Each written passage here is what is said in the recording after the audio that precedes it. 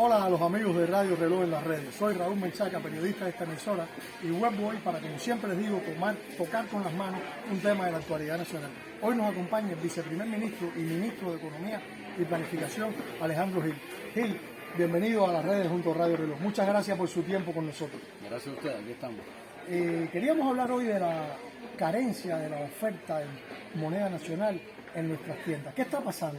¿Qué podemos hacer para resolver ese problema? Mira, están pasando varias cosas. Lo primero que está pasando es que el país ha tenido una restricción fuerte de la liquidez por la afectación a los ingresos en divisas, motivado por dos razones fundamentales.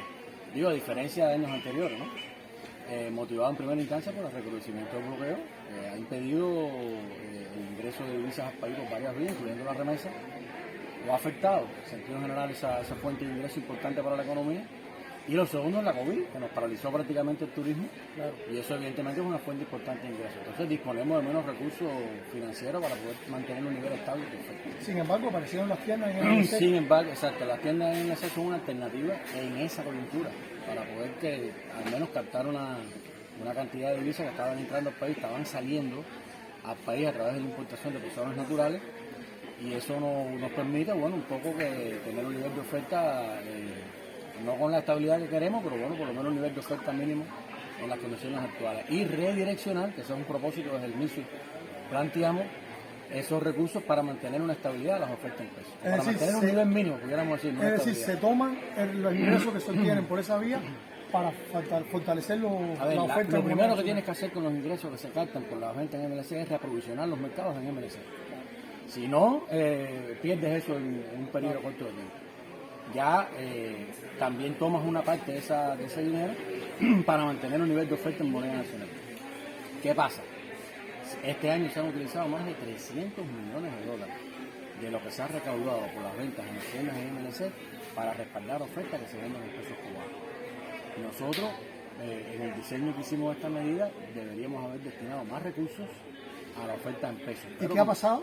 Como se ha explicado, no ha sido posible convertir en dinero utilizable una parte importante del efectivo que se ha recaudado en los sistemas bancarios. Cuando las personas van al banco y depositan efectivo, o depositaban desde el mes de junio, eso no se puede hacer, precisamente por el tema de las restricciones del bloqueo.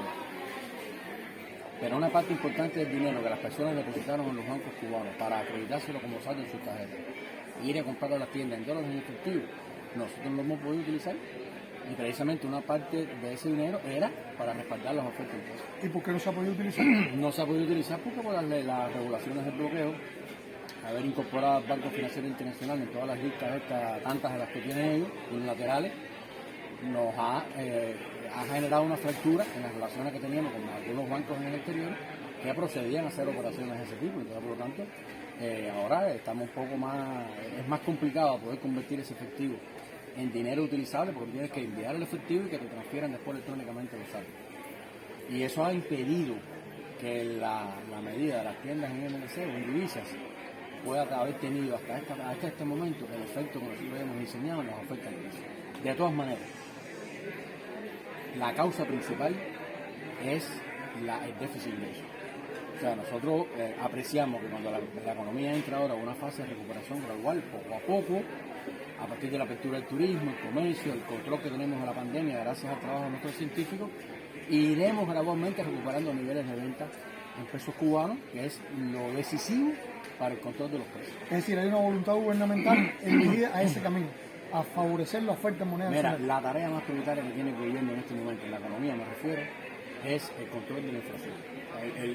El proceso más complejo que está viviendo hoy nuestro pueblo está vinculado con el crecimiento de los precios.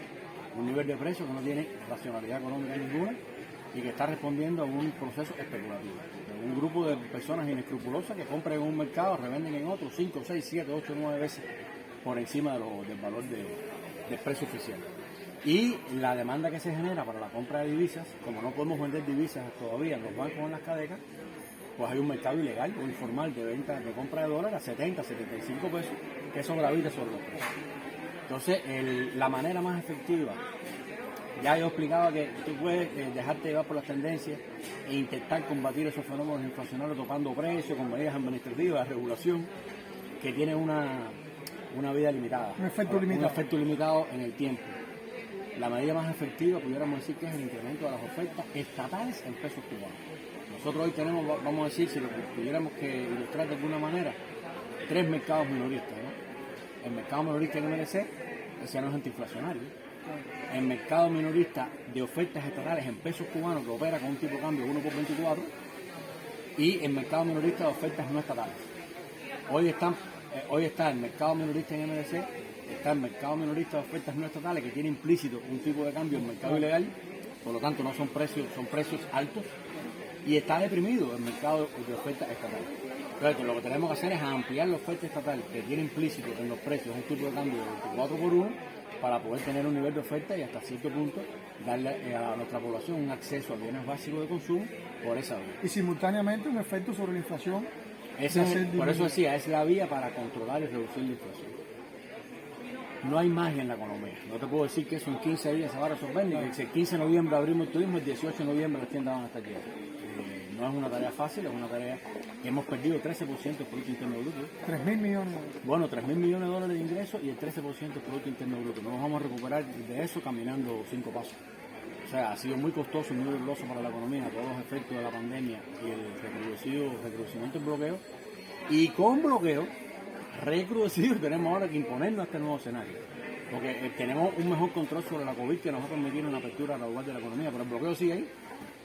Entonces, por eso ratificamos una vez más que es el principal obstáculo para nuestro desarrollo y para nuestro crecimiento económico es el bloqueo. La pandemia la vamos a derrotar ya.